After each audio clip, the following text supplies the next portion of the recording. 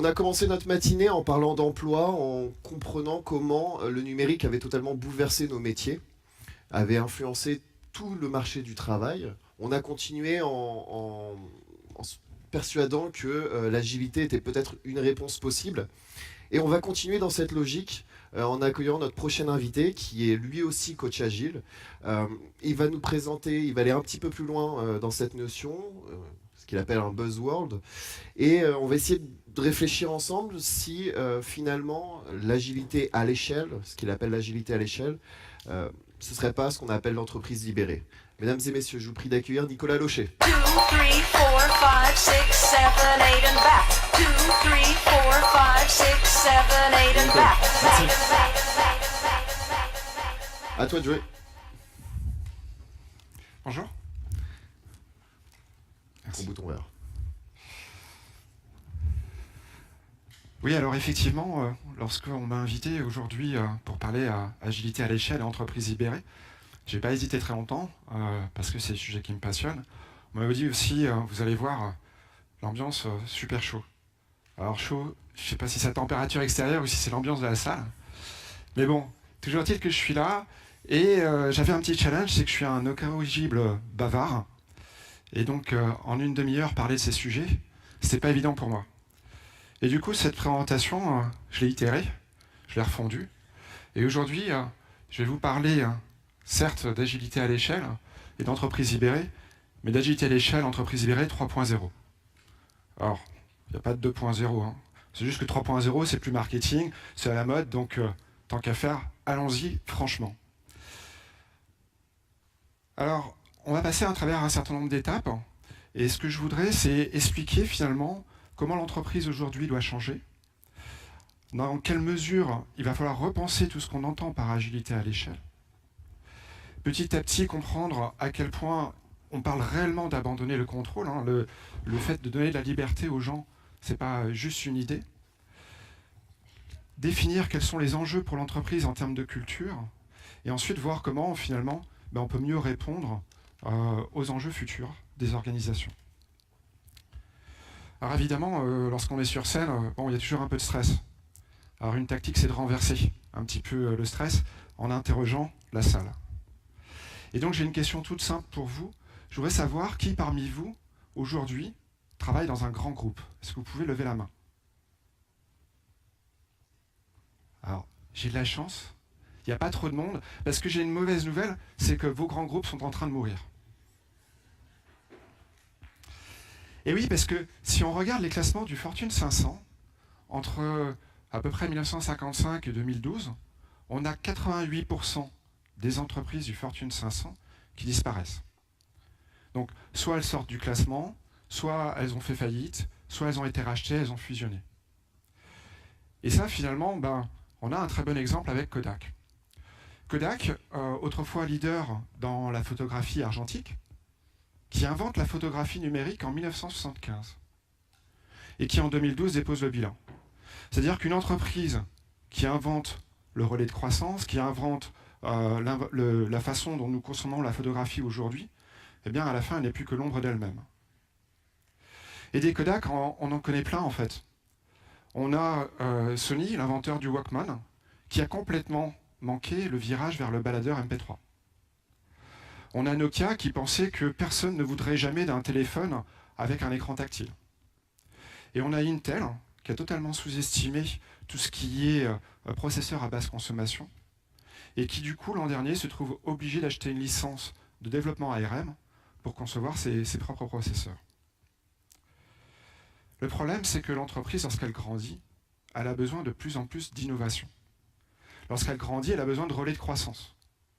Il faut qu'elle puisse définir quels vont être les produits de demain et comment assurer finalement, alors qu'elle a encore de plus en plus de coûts, de plus en plus de ressources, elle va pouvoir financer tout ça. Et évidemment, lorsqu'elle grandit, la structure qui est mise en place, c'est la structure hiérarchique pyramidale.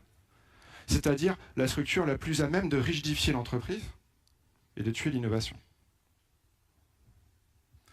Alors si on regarde l'histoire du développement révolution industrielle tout au long du XXe siècle, effectivement on commence avec le travail à la chaîne, un monde relativement certain, où tout est prédictible et où on va pouvoir dire que l'ouvrier n'est pas là pour penser, mais pour effectuer des gestes savamment calculés pour lui. On considère qu'il n'a aucune valeur en dehors du fait de respecter les ordres de son chef. Alors évidemment, si tout est prédictible, finalement ça fait sens. C'est-à-dire qu'on peut tout à fait imaginer avoir une personne qui va définir comment les choses vont se passer, et sachant comment ça se passe, il n'y a plus qu'à exécuter le plan. Le problème, c'est que lorsque vous retirez la prédictibilité, tout va s'effondrer.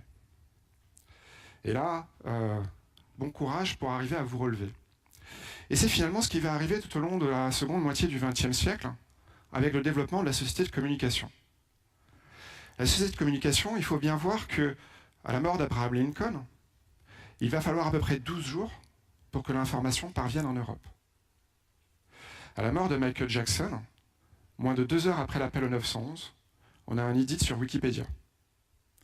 Donc l'information aujourd'hui, si vous voulez avoir les dernières nouvelles, c'est sur Twitter que vous allez les trouver.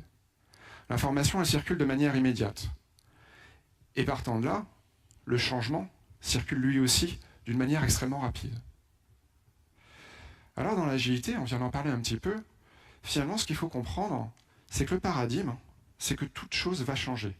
On n'est plus dans une approche qui repose sur un paradigme de prédictibilité, on est sur une approche qui dit que toute chose allant changer, il faut définir les meilleures façons de s'organiser de manière à pouvoir être réactif face à ce changement, de pouvoir s'y adapter le mieux possible. Alors on parle de l'agilité comme méthode de gestion de projet, c'est aussi finalement une façon de voir le monde. Alors les entreprises, elles ont commencé effectivement à embrasser l'agilité. Et on voit des petites équipes qui s'organisent suivant des principes d'agilité. Et puis les grands groupes dont je parlais tout à l'heure, eh bien, ils ont décidé d'aller encore un peu plus loin et de construire l'agilité à l'échelle, c'est-à-dire de la répandre sur l'ensemble de l'organisation. Évidemment, la façon dont ils s'y prennent, c'est en appliquant un manuel. Alors je ne sais pas pour vous, mais moi les meubles Ikea, à chaque fois que je termine, il me reste toujours 1 ou 2 pièces. Et puis ils ont beau avoir écrit une personne, une demi-heure, ça me prend toujours facilement 1 heure, et on est 2 ou 3 pour arriver à finir de construire cette satanée bibliothèque. Alors, quand on s'y prend comme ça, et qu'en plus, pour motiver les gens à changer, on utilise le bâton et la carotte, c'est pas gagné-gagné. Ouais, on est un peu tous des bourricots. Et le problème, c'est que le bâton et la carotte, eh bien, non seulement on sait que c'est inefficace à travers un certain nombre de sondages, ceux du Gallup, qui nous disent qu'en 2012, on a à peu près 87% des employés qui sont désengagés. Et sur ces 87%, on en a près de 20% qui sont activement désengagés. Alors ce qui veut dire activement désengagés, c'est « je sabote l'entreprise depuis l'intérieur ». En fait, depuis les années 60, on sait que ce système de motivation de bâton et de carotte ne fonctionne pas. Et Dan Pink nous en parle dans son livre « La vérité sur ce qui nous motive », avec l'exemple d'une classe de maternelle. En maternelle, tous les enfants adorent dessiner. C'est quelque chose qu'on a tendance à oublier plus tard. Pas tout à fait toujours, mais assez souvent. Et donc ce qu'on fait, c'est qu'on va prendre cette classe et on va la scinder en 2 groupes. Il y a un groupe, on va dire aux enfants, vous dessinez, et à la fin je vous donne un bonbon. Et l'autre groupe, on les laisse simplement dessiner. Et lorsqu'on observe au bout de quelques semaines ce qui s'est passé à travers ces 2 groupes, on se rend compte que celui auquel on a promis un bonbon dessine moins longtemps que l'autre.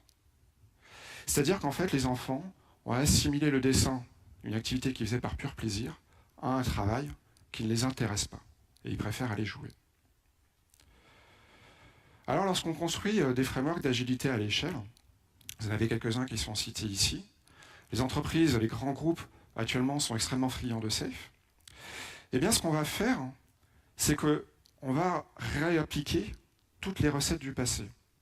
C'est-à-dire qu'on va prendre l'être agile, la façon de s'adapter au changement qu'on fait dans une équipe agile de base, j'ai envie de dire, et puis on va aller rajouter des processus. On va aller rajouter des mécanismes de contrôle. On parle beaucoup, notamment dans ces approches du Rex de Spotify, qui a su structurer ses équipes à travers des notions de tribu, s'assurer d'une cohérence entre des équipes indépendantes à travers des chapters. Chez le Scale Agile Framework, SAFE, on va aller rajouter un Agile Release Train et des PI Planning pour coordonner tout ça. Et finalement, ce faisant, avec ce contrôle, tout ce qu'on va faire, c'est tuer notre capacité de réaction au changement. Le contrôle qu'on met dans ces processus d'agilité à l'échelle, déjà fait que ces processus ne sont plus agiles, et qu'ensuite, on a bien la mort du sense and response de l'agilité, c'est-à-dire de notre capacité de sentir, de réagir et de s'adapter à ce que l'on voit dans notre environnement. Alors le problème de tout ça, c'est que ce faisant, à travers tout ce contrôle, eh bien, vous allez tuer tout ce qui est intelligence collective. Tout ce qui est innovation dont justement ont besoin les grands groupes pour continuer à grandir. Et James Surovicki nous dit l'intelligence collective, pour s'exprimer, elle a besoin de ces 4 caractéristiques. Dans son livre « La sagesse des foules », il nous dit qu'il faut qu'on ait de l'indépendance, de la diversité, de la coordination, de la décentralisation, des choses dont vous voyez bien qu'à partir du moment où vous rajoutez du contrôle, ça va être difficile de le mettre en œuvre. Alors vous me direz, pourquoi est-ce si grave? Eh bien, si vous interrogez Best Buy, ils vont vous dire que c'est essentiel, cette intelligence collective. En 2005, Jeff Severts est responsable du marketing chez Best Buy. Et puis, dans ses objectifs pour les ventes de Thanksgiving, il a l'impression qu'on lui demande d'atteindre des chiffres qui sont intenables. Alors évidemment, chez Best Buy, remettre en cause les prévisions du département des ventes, ce n'est pas une mince affaire. Il est assez rusé et il décide d'organiser un sondage sur l'ensemble de l'entreprise. Il va interroger du laveur de carreaux jusqu'au comité de direction et demander à chacun de prédire quelles vont être les ventes pour Thanksgiving. Et lorsque, quelques mois après, il dépouille les résultats, alors ils se rendent compte qu'effectivement, les ventes, ils étaient pas mal, ils étaient juste à 93%. L'ensemble de l'entreprise, donc laveur de carreaux jusqu'au comité de direction, était juste à 99,99%. C'est ce qui a donné naissance derrière à tout ce qui est marché prédictif. Alors cette intelligence collective, elle peut s'exprimer encore autrement, et chez Procter & Gamble notamment, ils ont à un moment donné eu un projet de R&D, finalement classique, où il s'agissait de faire rentrer dans le tube le dentifrice avec ses rayures. Plusieurs mois de recherche, quelques millions investis évidemment, et puis toujours pas de réponse.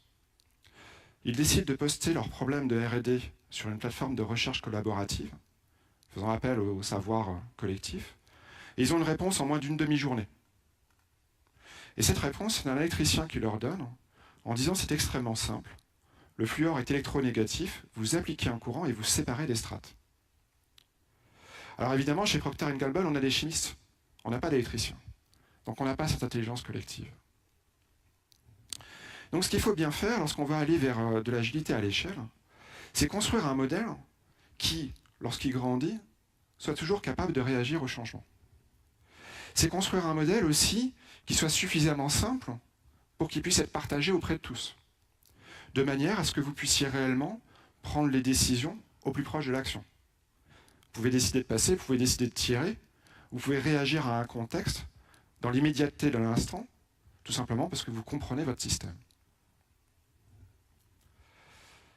Alors, finalement, lorsqu'on va vers l'agilité à l'échelle, il ne va pas tant s'agir d'appliquer une nouvelle recette, d'appliquer un nouveau framework, il va plutôt s'agir de changer le système. Et le système, c'est l'entreprise.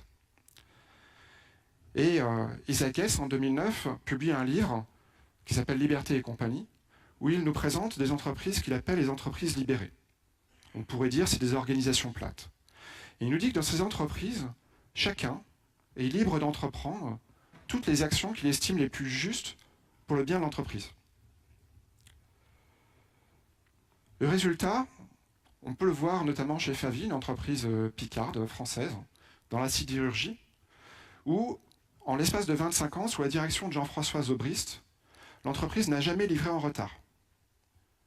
C'est une entreprise qui fabrique des fourches de vitesse, de boîtes de vitesse pour l'industrie automobile, ils exportent en Chine.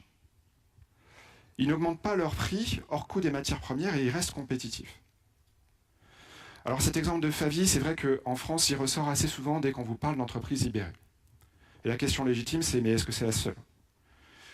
Toutes les entreprises de ce slide sont des entreprises libérées. Et on en a dans les domaines les plus variés. Birdsdog, par exemple, dans le domaine du soin à domicile, les infirmières, et dont une étude de Ernst & Young a montré qu'ils ont fait économiser 2 milliards d'euros à leur gouvernement. À l'échelle de la France et de la sécurité sociale, c'est 8 milliards. Vous avez Morningstar, traitement de la tomate, 80% du marché aux États-Unis. Vous avez l'USS Santa Fe, qui est un sous-marin nucléaire de l'US Navy, qui est le dernier des classements de la flotte au moment où le commandant Marquet en prend la direction. Et après son commandement, qui se retrouve premier de l'US Navy. Vous avez Zappos, qui atteint le milliard d'euros de chiffre d'affaires en moins de 9 ans. Whole Foods, supermarché bio, qui vient de se faire racheter comme Amazon, tout comme Zappos il y a quelques années. Et puis un certain nombre d'autres groupes, dans des cultures différentes, dans des milieux différents, sur des sujets différents. Alors, on va se dire, mais elle est où la potion magique? Comment est-ce qu'on fait pour faire tout ça?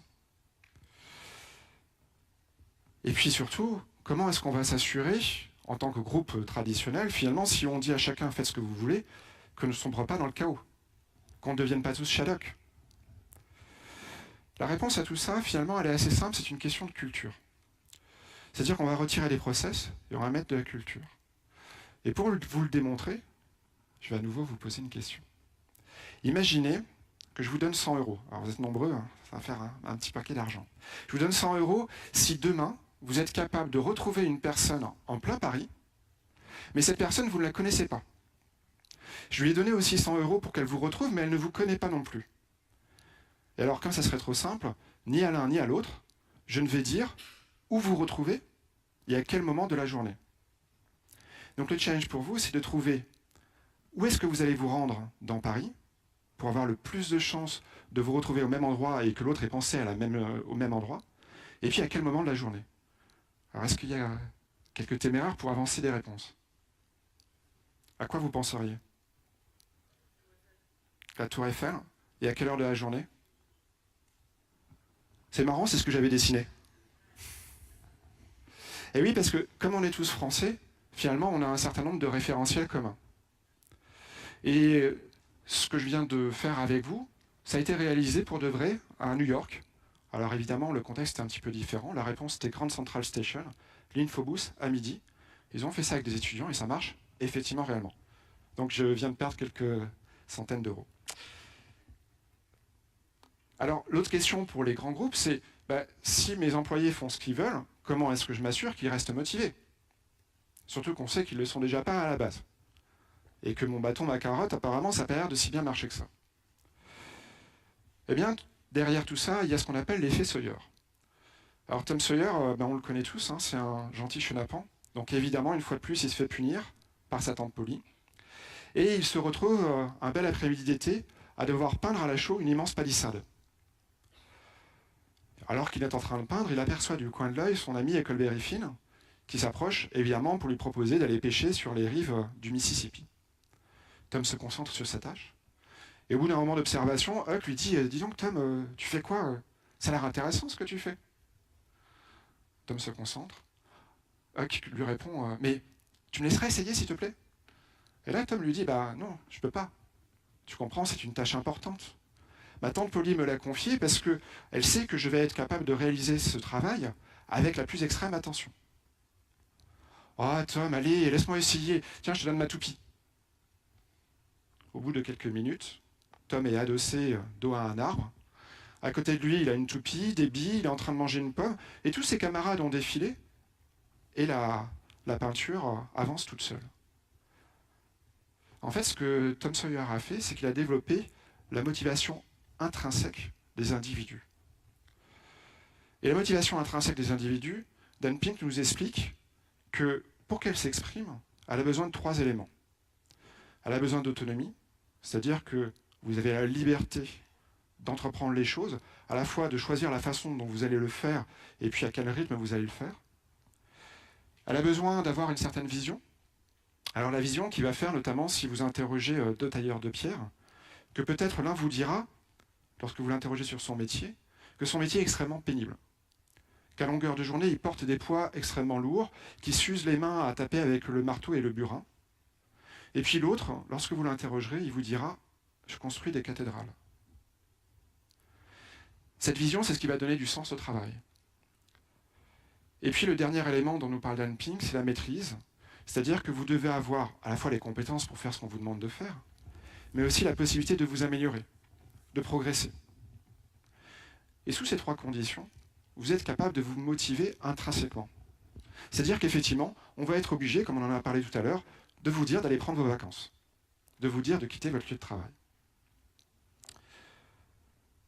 Alors lorsqu'il s'agit de mettre en place cette nouvelle culture, malheureusement, il n'y a pas de recette. Il n'y a pas une façon unique de procéder.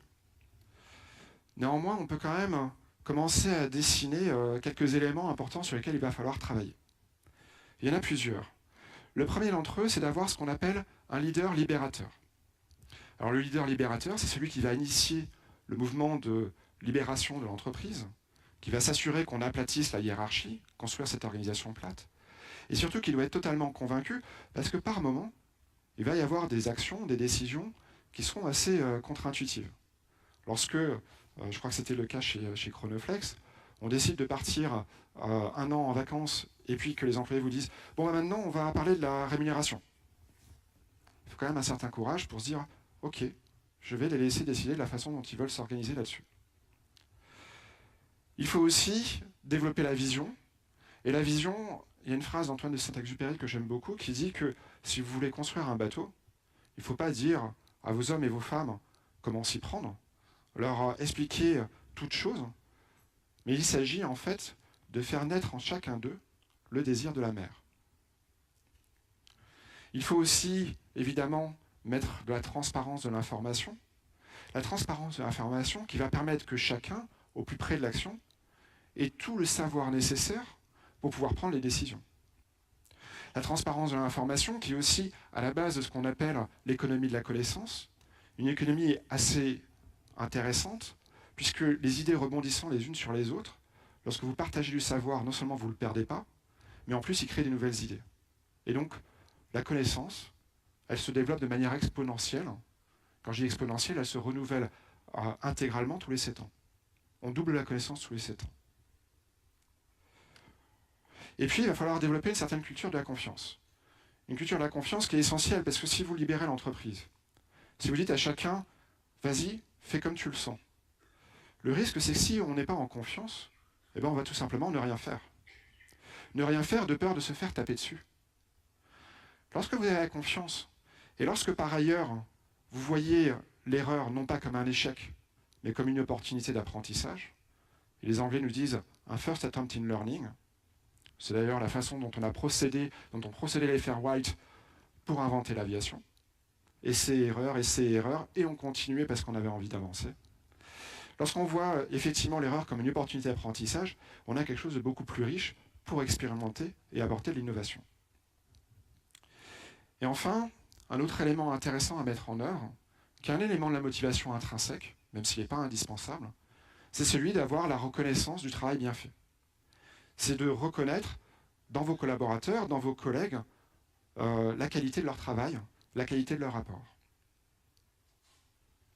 Alors évidemment, lorsqu'on parle de changement, ben on voit ressurgir le spectre de Kotter, avec ses 8 points sur la conduite du changement et sa fable sur les pingouins qui se rendent compte que leur banquise est en train de fondre et qui se demandent comment s'y prendre pour pouvoir avancer. Alors Kotter vous dit, le premier point, c'est d'instaurer le sentiment d'urgence. Ensuite, il faut développer une coalition, partager une vision, et tout un tas d'étapes par derrière. J'ai jamais aimé Kotter.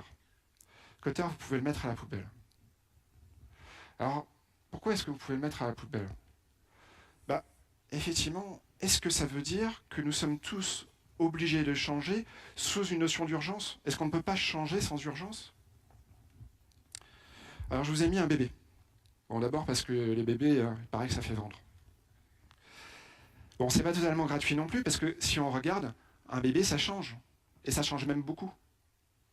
Et à Kotter, finalement, je préfère opposer Peter Senge, l'auteur de la 5e discipline, et qui nous dit, bah, effectivement, on peut changer sous la crise, on peut aussi changer par aspiration, par envie. Et le bébé, lorsqu'il apprend à marcher, il n'y a pas nécessairement d'urgence. Finalement, c'est assez confortable dans les bras de papa et maman. Et puis, on a parlé un petit peu de l'aviation. Si on regarde, pourquoi donc est-ce que de tout temps, l'homme a voulu apprendre à voler, si ce n'est par aspiration ? Alors, au moment où nous approchons de la fin, de la conclusion, je voudrais rappeler une chose, on a un petit peu parlé aussi à travers les modes d'organisation, c'est que Comme le dit George Box, un statisticien, tous les modèles sont faux, certains sont utiles. Ce que je suis en train de vous dire, alors certes, la construction des frameworks d'agilité à l'échelle n'est peut-être pas la meilleure du monde. Ça ne veut pas dire qu'il faut nécessairement tout jeter. Certes, l'organisation plate, l'entreprise libérée, ce qu'on appelle bonheur au travail, c'est une notion intéressante. Ça ne veut pas dire que tout le monde est capable d'y aller dès demain. Pour autant, c'est là tout un tas d'éléments sur lesquels vous pouvez travailler et mettre un peu plus de transparence, un peu plus de confiance dans l'entreprise. C'est accessible, même si vous ne renversez pas la hiérarchie. Et finalement, si on regarde les nouvelles générations, la génération Z, les millennials, la petite poussette, telle que l'appelle Michel Serres, parce qu'avec leurs doigts, ils sont capables de taper sur les claviers de leur smartphone de manière bien plus rapide que ne le ferait une dactylo. Et bien cette génération, on l'a dit aussi, lorsqu'on lui demande ce qu'elle veut devenir plus tard, essentiellement, elle vous répond qu'elle veut être entrepreneur. Et quand elle dit ça, elle ne vous dit pas réellement qu'elle veut être entrepreneur. Elle vous dit « je ne veux pas de chef ».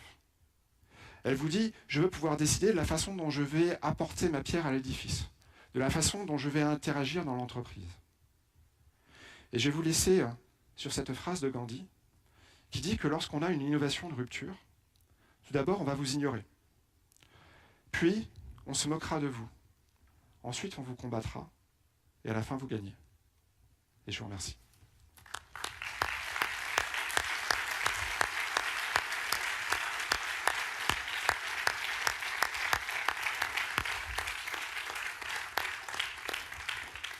Alors du coup, j'ai quelques minutes pour des questions. Exactement. Est-ce qu'il y a des questions dans la salle?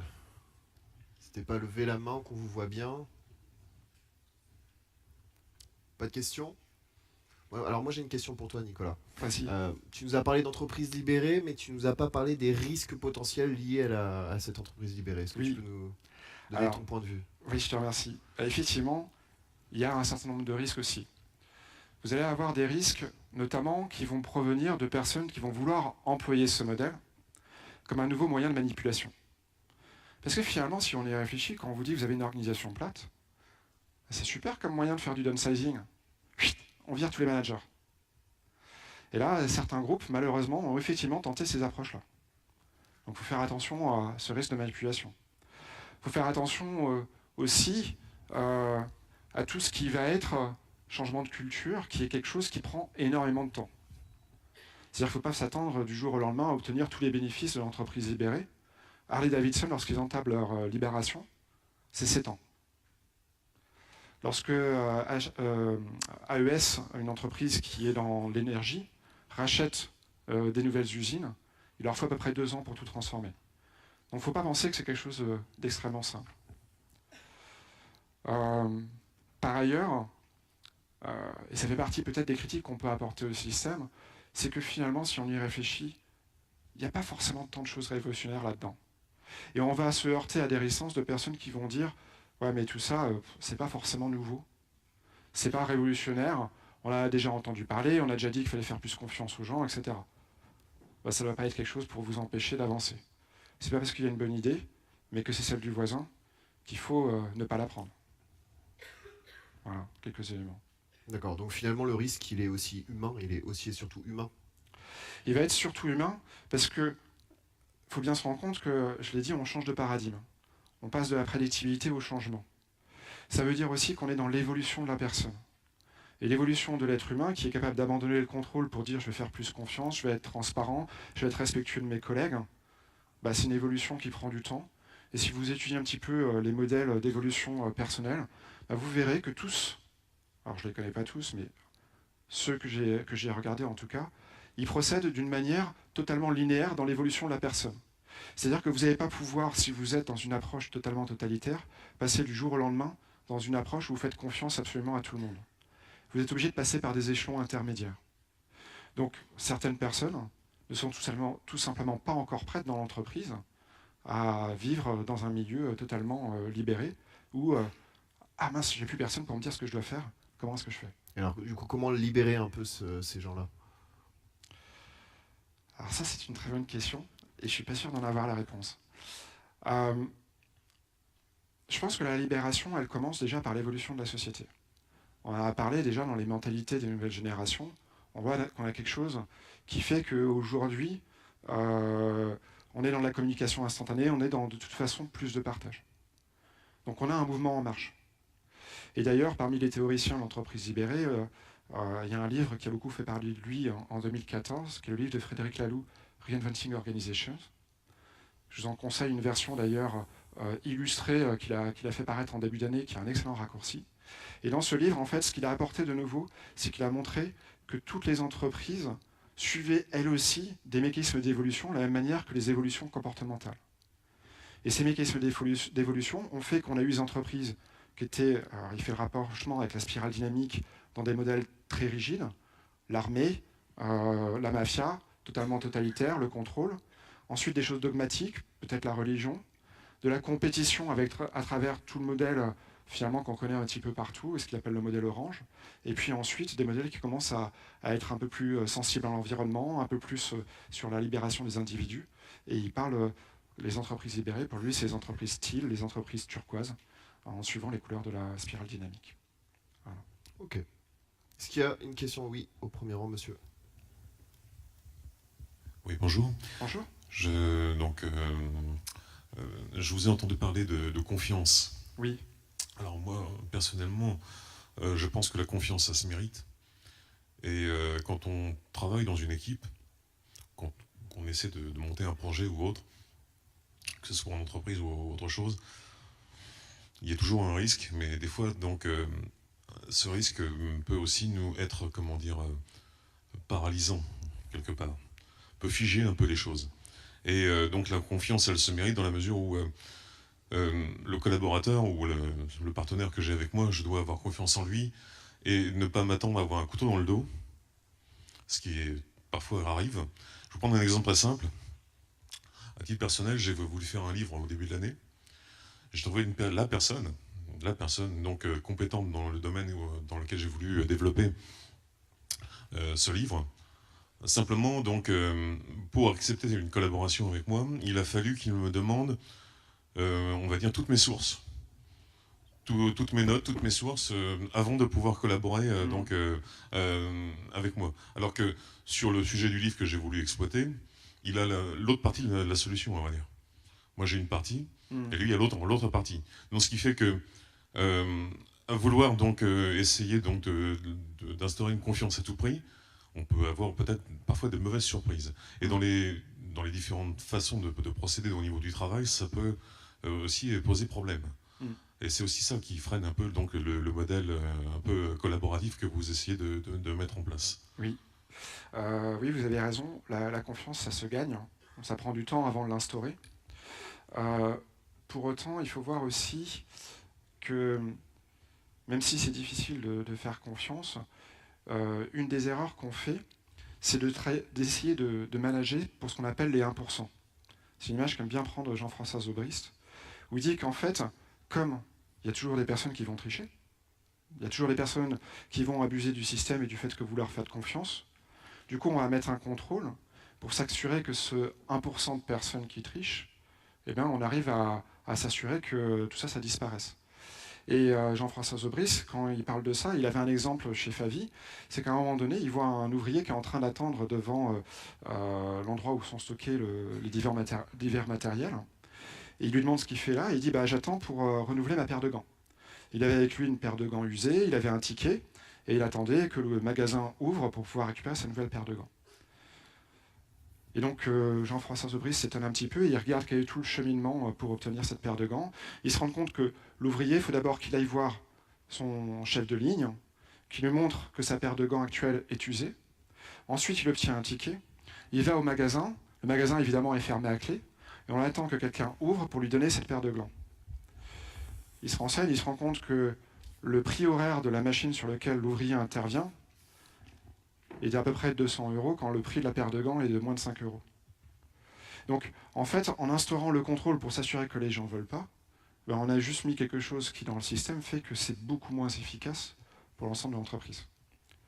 Donc, je vous rejoins sur le fait que la confiance, elle se construit. C'est aussi pour ça, d'ailleurs, qu'on a au départ des petites équipes agiles et qu'on cherche à les stabiliser, parce qu'on maintient des relations sociales avec un petit groupe d'individus.